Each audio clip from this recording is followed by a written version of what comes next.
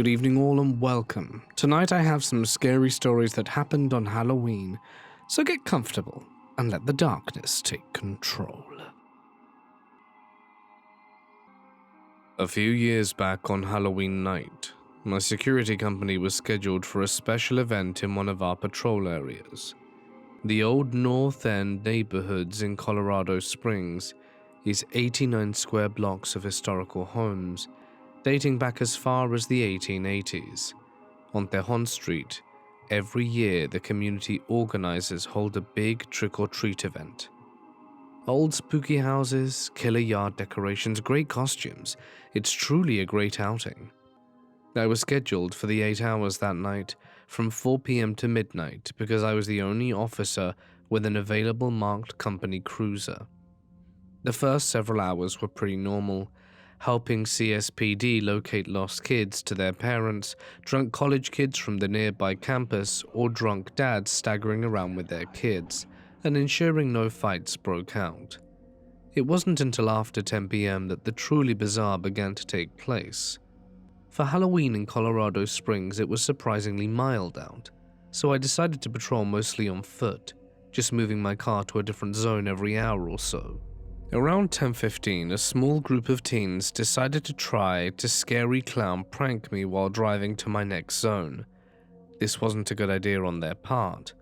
As soon as 2 of them started chasing my cruiser waving axes over their heads, I slammed into park, came out, drawn on them.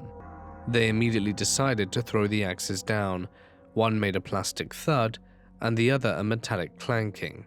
After both were successfully detained and I was on the phone with the parents of the one kid, I noticed from my peripheral that a lumbering figure with reddish-orange eyes was glaring at me from the shadows of an alleyway. Assuming it was another pranking teen, I shouted, "It's late, kid. Go home." After a few seconds more of the glaring, the figure turned and disappeared deeper into the alley. Just before 10:45, I was finishing up with the boys' parents. They spent some time chastising them on how stupid they were for doing the scary clown prank, and how lucky they were nothing worse happened, or them getting arrested by the police department. The boys left in their parents' car, and I headed to the fire station to use their restroom. While there, one of the firefighters was telling me, since I was on foot mostly, to look out for Ouija boards that had been set on fire in the alleys throughout the old North End. I thought he was joking as he handed me a Dr. Pepper, but then I followed that they already responded to 3 incidents in a 4-block area.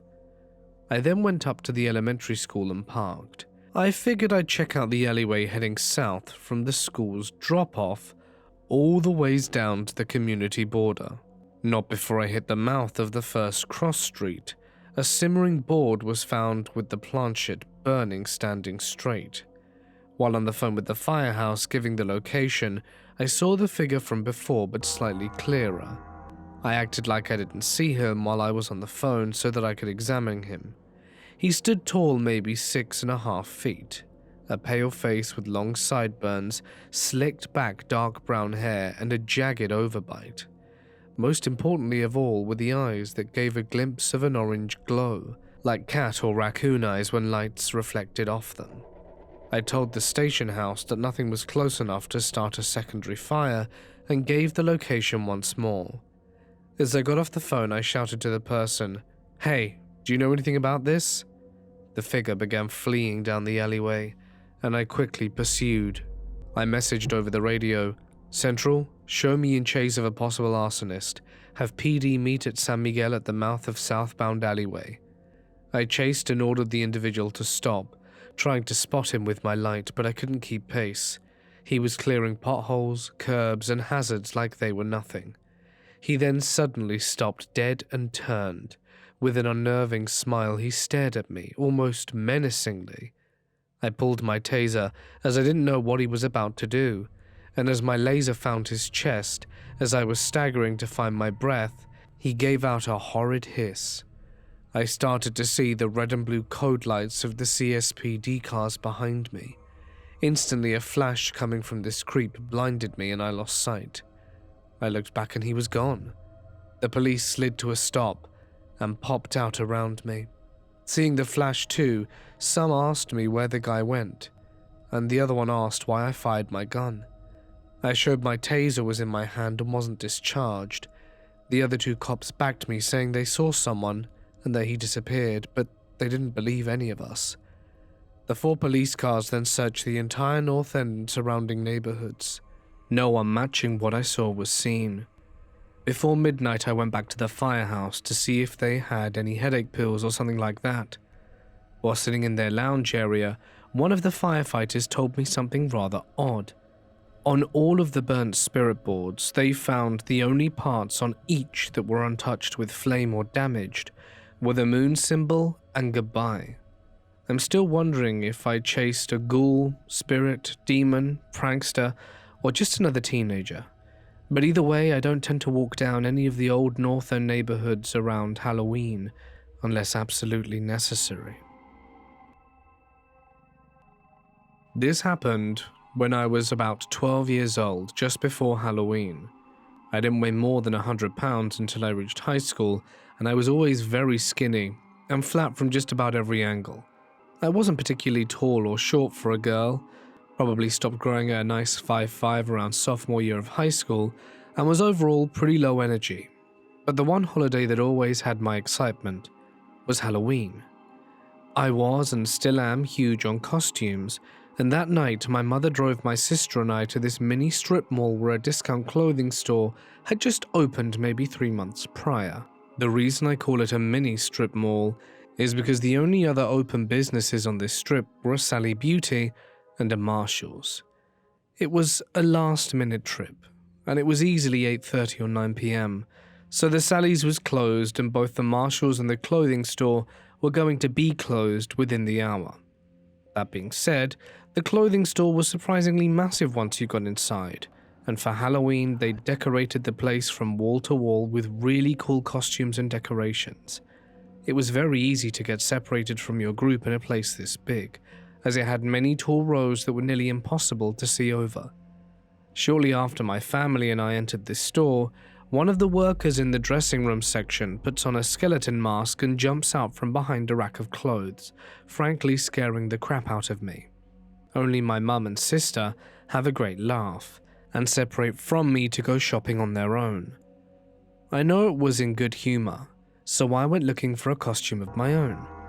I had a serious addiction to my MP3 player during this time and had my headphones in while I was browsing, but kept getting this chill on the back of my neck because it felt like I was being watched or followed.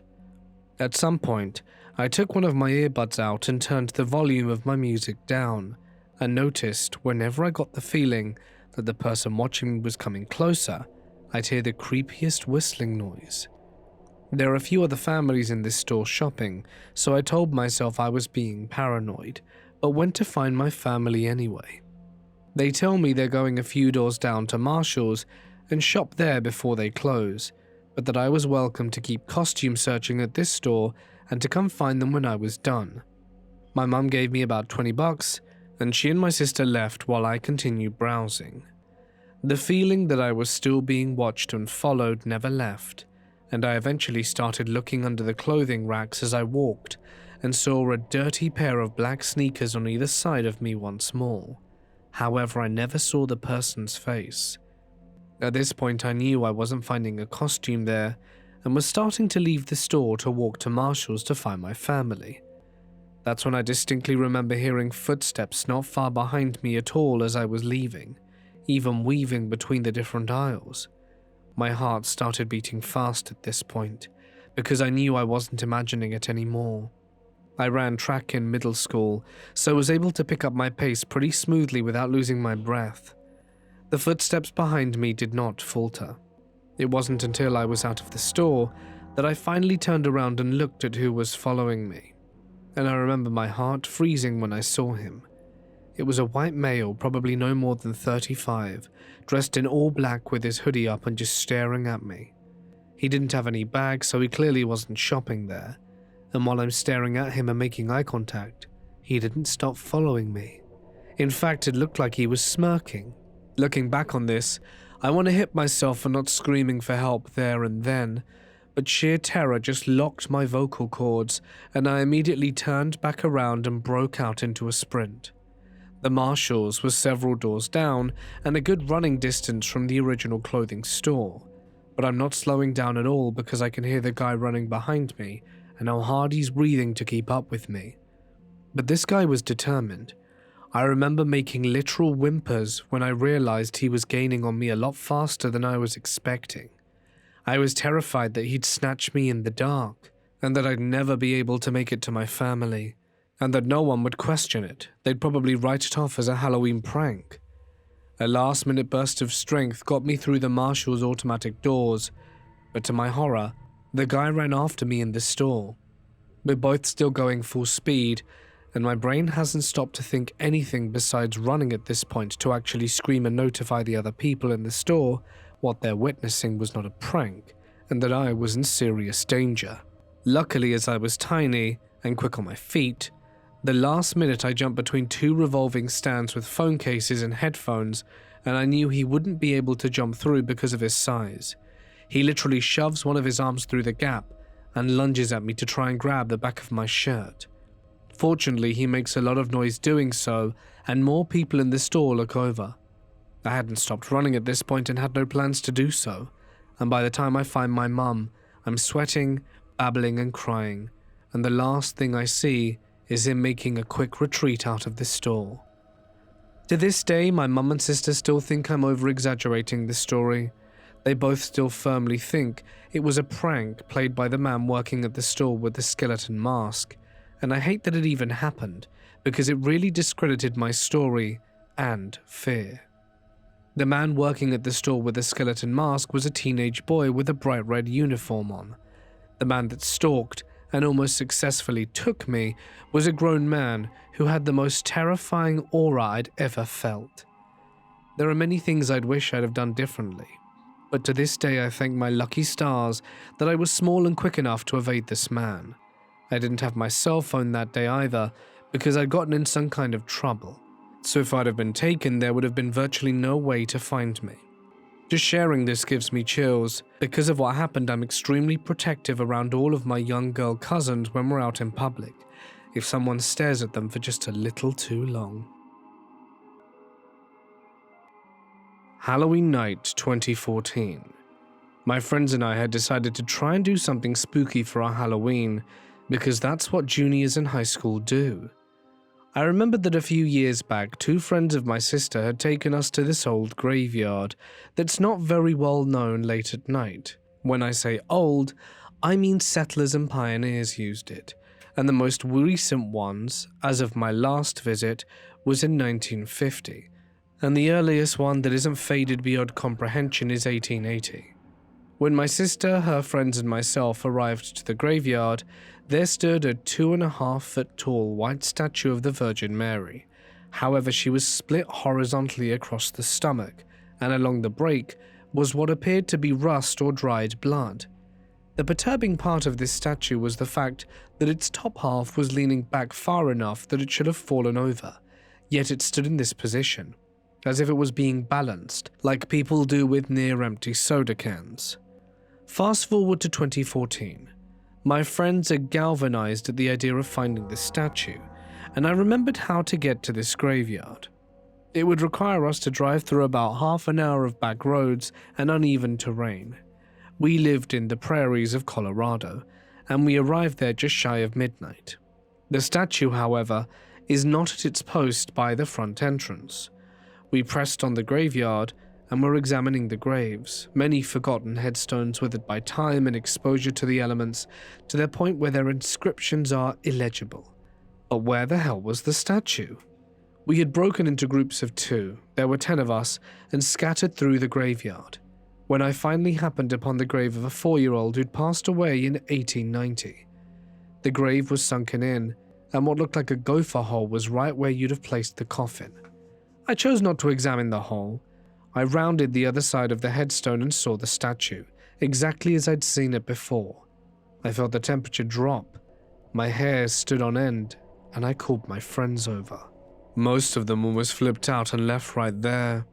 But Brandon was the skeptic in the group. I bet it has an internal wire inside, and that's why it keeps from falling over. The second he was about to touch it, the top half fell over. The air stood still. The orange-brown at the cut line no longer looked brown and orange. It looked a deep red, and our flashlights made it glisten. We heard a child's laughter in the distance, and the nearest house was 10 miles away. And it was at that point we decided it would probably be best to leave the graveyard. We went to our cars and drove further down the dirt road and stopped in front of a field full of tall grass. We cracked the windows just enough to not fog up while we chatted away in my car. I was the driver, Stephen sat in the passenger seat, and Sarah sat at the back.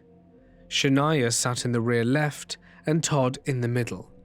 Stephen hushed us all mid-conversation and said he thought he heard something, and we initially brushed him off, but he persisted. So we became silent and strained our ears. We heard something whisper in the tall grass. Stephen and I chalked it up to bugs or our imagination, and we resumed talking for a few more minutes. But we were getting much more tense. That's when Sarah became distressed, sobbing, saying we had to go. It got to the point we couldn't understand her through her blubbering, as she couldn't even form coherent words. She just pointed behind me, and outside of my window was a small handprint the size of a child's, and we noped out of there and refused to return. When I was a teenager, I moved into my father's home for the first time. This was in California.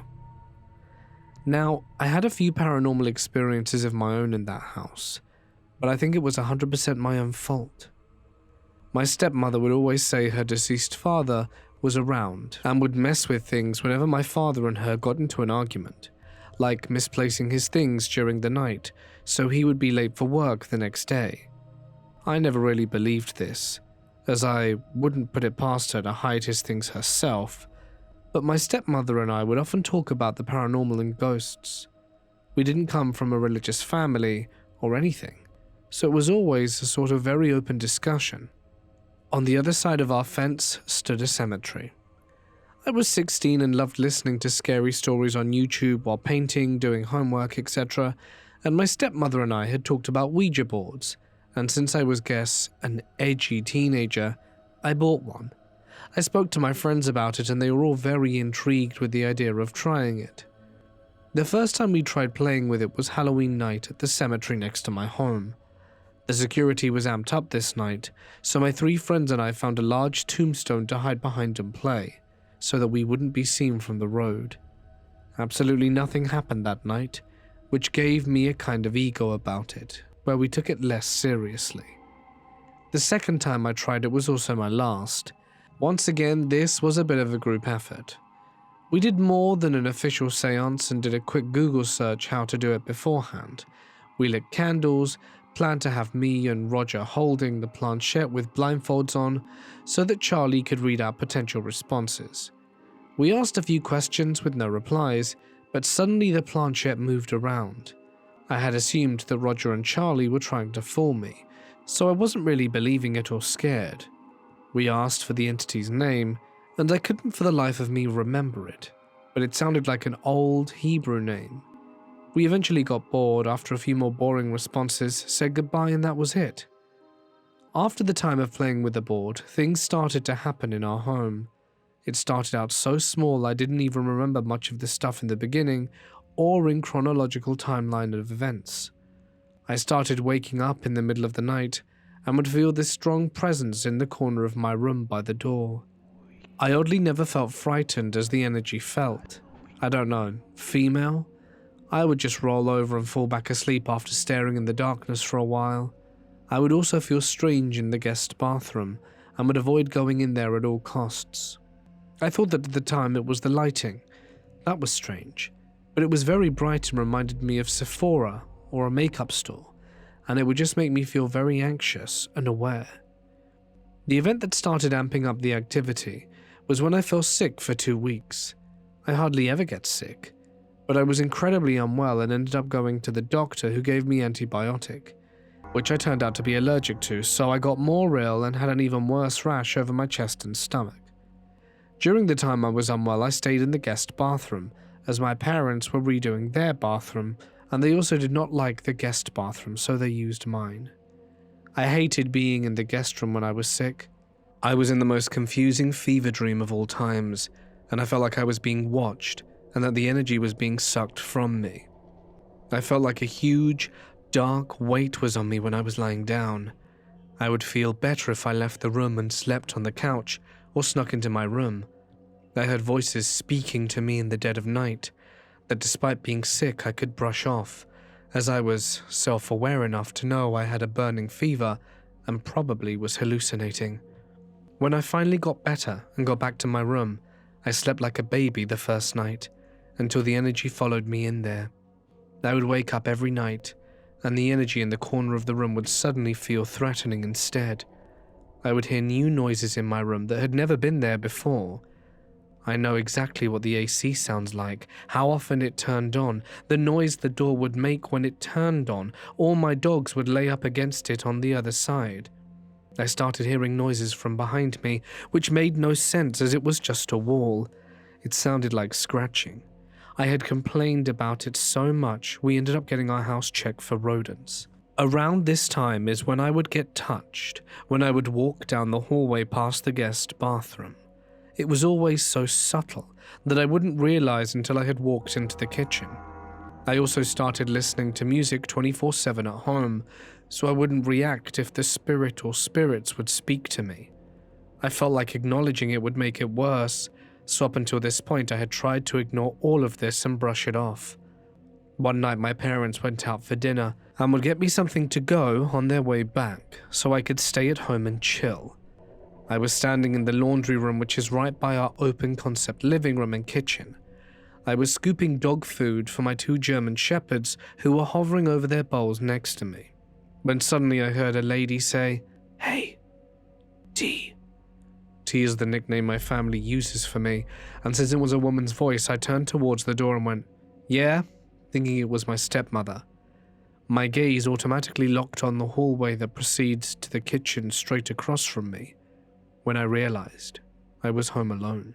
I looked down at my dogs next to me, and they also had their eyes glued to the same spot and reacted at the same speed. I walked a few steps out, and my dogs followed timidly, which was strange.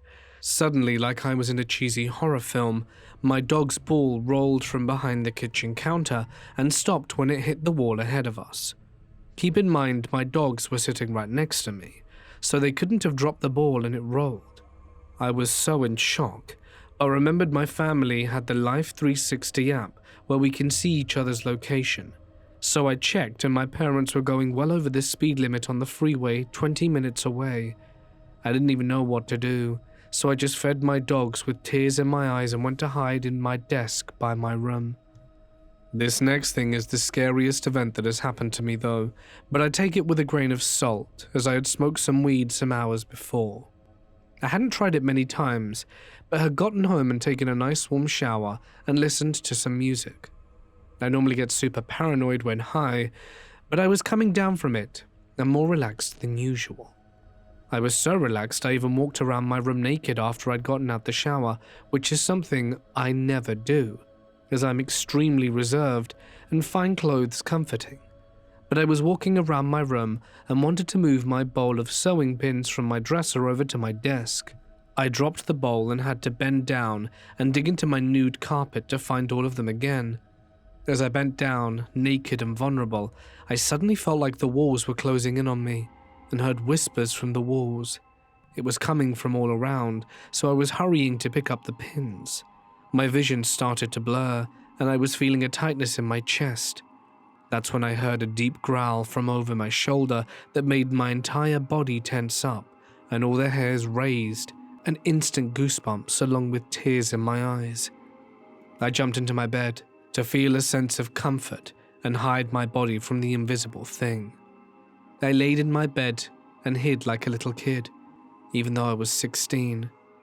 I've never been so frightened in my life. I laid there for so long and had to be so bad, but dreaded having to get up again. I FaceTimed my best friend to comfort me and explained what had happened, so I felt safer getting up, quickly throwing on some clothes and went to the bathroom. This experience scared me so bad, I also didn't touch weed for 2 years. But when I hit uni, I became a functional pothead during exams, and have never experienced anything like this while high. After this event, nothing major and scary happened again. I would still hear a woman's voice from time to time, and our kitchen sink would turn on, and I could hear it from my room, but that was the last time I was scared of anything paranormal. After my family moved to another state, nothing else happened since. My stepmother threw my Ouija board out during the move, so I never got to touch base in the new house. I felt that from playing with the Ouija, I opened some sort of contact that otherwise I wouldn't have known about. I've tried to psychoanalyze the situation and the living situation I was in. My family was extremely emotionally toxic, and we had our issues, that's for sure. So I have considered if the mental toll of my family dynamic manifested in some anxieties for this unseen force. However, in the new house, nothing has ever happened, and our family dynamic has become much worse there, so I don't think that's the cause. But I'd like to hear what you think. Was I just a paranoid, anxious teen with family trouble and interest in the paranormal that made me believe things were happening? Or did I open some kind of communication through the board that night? Or a whole third option? I'd love to get your thoughts, and thanks for listening. The following story is why I will never go to Pluckley Village, the most haunted village in England. Right near where Mort lives, actually. This was on Halloween, quite a few years ago, at least 22 now, and I and some friends used to go to Pluckley fairly regularly. It wasn't a short drive, but it was short enough that stopping in a pub for a pie and a pint before wandering around was worth it. So, we went on Halloween. It was me and my friend Richard driving, and my partner Leslie, also friends with Richard. We did the usual thing, pile in the car, listen to some music on the drive, and park at the Black Horse. You can walk around the whole village in an hour, and that's right to the outskirts and back. But there's one particular spot you have to drive to. We went in the pub, all grabbed a drink and some snacks and headed off. We had all eaten before we left, so one beer each wasn't going to worry us in regards to being drunk. Off we went. We did the cemetery, a few ghosts including a few wailing women, a monk or two, a couple of shadows, mother looking for her child, that sort of thing is what we were after. But there were too many tourists around the village, so it was too loud and crowded to get a real feel of the vibe. We wandered a bit more, saw the floating lights on the edge of the woods, which they say could have been the farmer who died trying to find his livestock, or it just could have been the kids. Then decided to do the other spot and head back, to have a proper drink closer to home where we could walk to our respective houses without worrying about getting home. We went to the Highwayman's Oak, near the Screaming Woods. Conjures an image or two, doesn't it? This spot is next to a field, and is said to be where a highwayman was caught by the authorities, was chased down and speared to the tree with his own sword, then left to perish. We parked the car and sat in it chatting. Over the next hour or so, mist started creeping over the field and the road. It began gathering around the car, but it was October, in the night, so it's normal. Until it started coming in the air vents, mist thick enough to see inside the car pooling around my feet. I felt a burning on my wrist. I was wearing a religious bracelet given to me by a friend for protection. A simple leather and wood affair. It's hot, not just burning, so I start taking it off, but Leslie in the back yells as well. His necklace, the OTT cross thing, is hot. We turn the light on and turn to him. It's actually burnt a hot cross mark into his chest area. We start to try and take it off, and it's my turn as well. No, we leave it on. We don't know what they're protecting us from.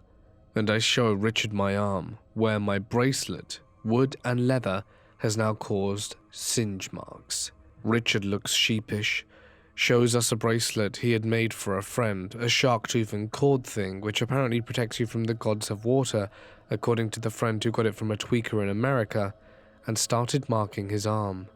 Richard starts the car, but it doesn't start. He tries again, still no luck, and the mist was so thick and high, we could only see over it, not through it. The mist is puddling around the car, and we get the message. We understand that whatever entities are here really would rather we be gone, so we start the car, vow to never return to Pluckley on Halloween, and speed away. As we leave the village, the car drives normally, the headlights return to normal, and the mist evaporates. Back home, we get to our local, check marks on arms and throats, and they're still there, but slightly faded. It's still shiny like a scar, but by the day after they were completely gone. As I'm sure you can ascertain from this, I have no intention of going back to Pluckley at all, let alone on Halloween, and I'm fairly certain me and my friends would like to keep it that way. This incident happened on Halloween night of 2022. Me and my boyfriend at the time had gone to sleep after attending a Halloween party. I had only drunk about 3 drinks in the night, so by the time we walked home and went to sleep, I felt pretty sober. At some point in the night, I had randomly woken up and turned over on my left side, which happened to be the side of the bed my boyfriend at the time was sleeping on. That is when I opened my eyes and saw a man standing next to the bed staring at my boyfriend. When I saw him, I wasn't startled or scared. Kind of like it instantly clicked in my brain that this wasn't a physical person who'd broken into my house. He seemed to be mid-30s, wearing a red hoodie, black leatherish vest, and a black cap, which was half covering his face. When I saw him, I lifted my head up, in shock and confusion. The man that looked at me briefly before slowly beginning to walk around the foot of the bed towards my bedroom door. As he was walking, I sat up a bit and watched him walk.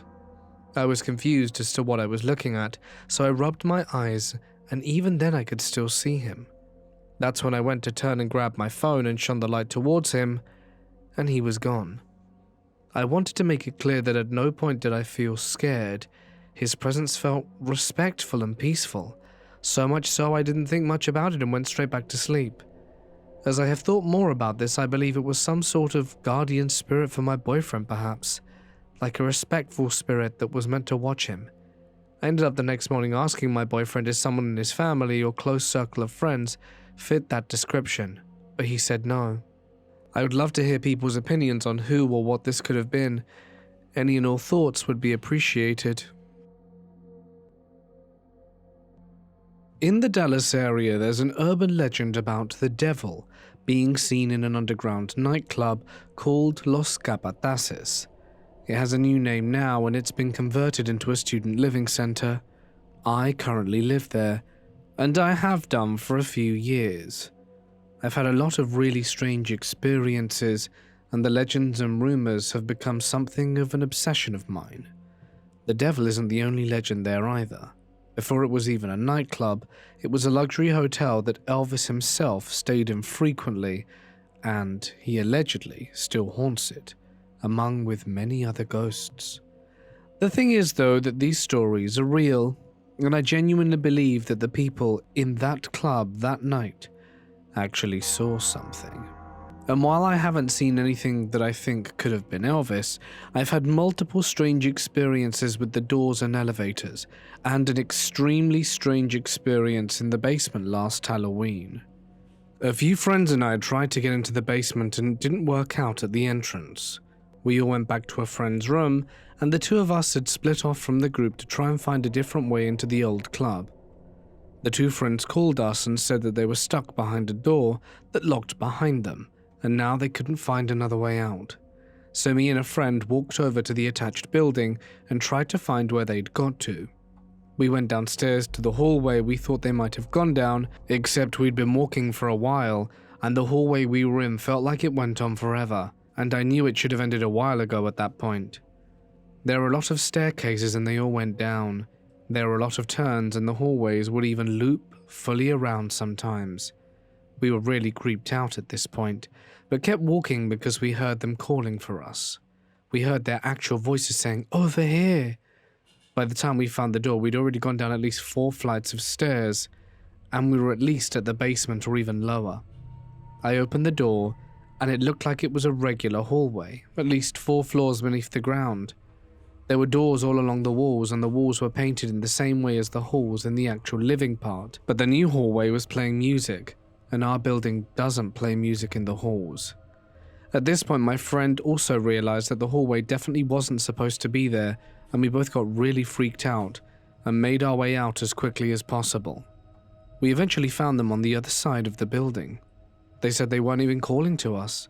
We didn't get locked down there, and we were lucky we were alright, because I think about that night often, and how dangerous it could have been if we'd have been stuck down there with no one to get us out.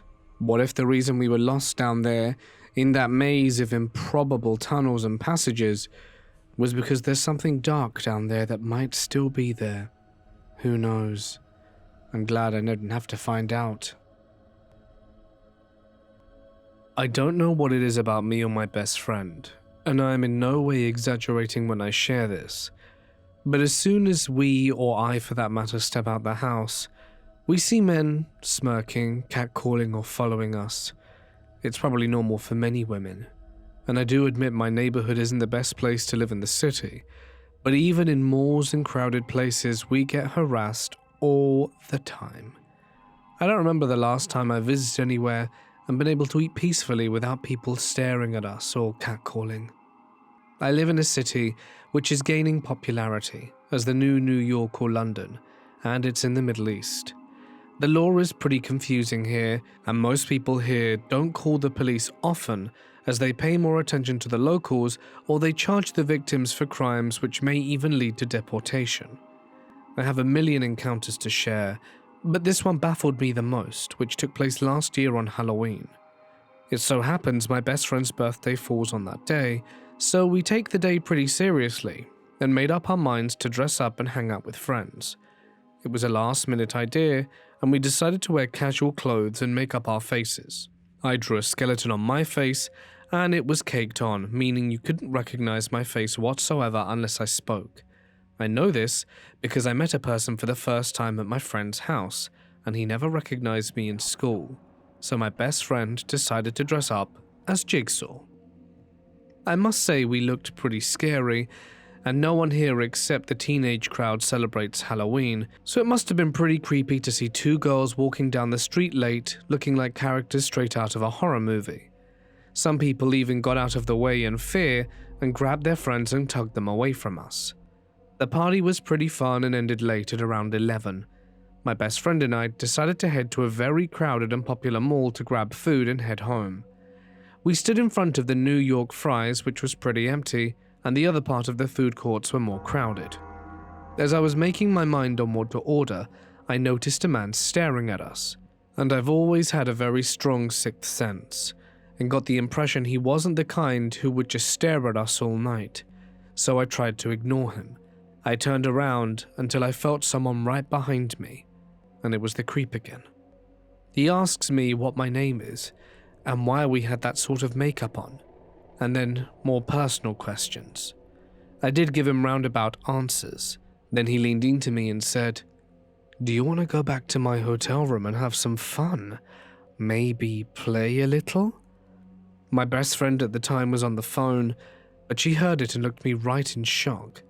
I was too tired to deal with him, and I didn't swear at him, which I regret, so I told him just to leave us alone and that we had no interest in playing. But he kept persisting me to join him and called my best friend too, and when I told him to leave me alone, he kept persisting me to join him and called my best friend too when I told him to leave me alone. When I kept resisting and threatened to call the police, he turned to my best friend and told her to convince me to come along with him. I don't remember exactly what made him leave us alone. It might have been me mentioning the police, but when we turned around, the cashier looked pretty horrified at what had just taken place in front of her. My best friend and I still talk about how we attract creeps even when we look scary as hell, and laugh about it now, but it also really makes me wonder, what puts off these creeps? I still can't for the life of me understand what would attract him to speak to two young girls dressed as Jigsaw and a creepy skeleton. The men who prey on innocent teenagers like that are clearly unaware of repercussions from playing with minors. Hey guys, it's Mort here and thank you so much for listening. I do hope that you enjoyed tonight's stories. If of course you did, You can check out more on screen shortly. A huge thanks as always to my members and patrons whose names can be seen on screen. For signing up, you get a bunch of cool perks. You can find out more in the description. But until next time, watch more on screen now. Stay awesome. I'll see you in the next one. Good night.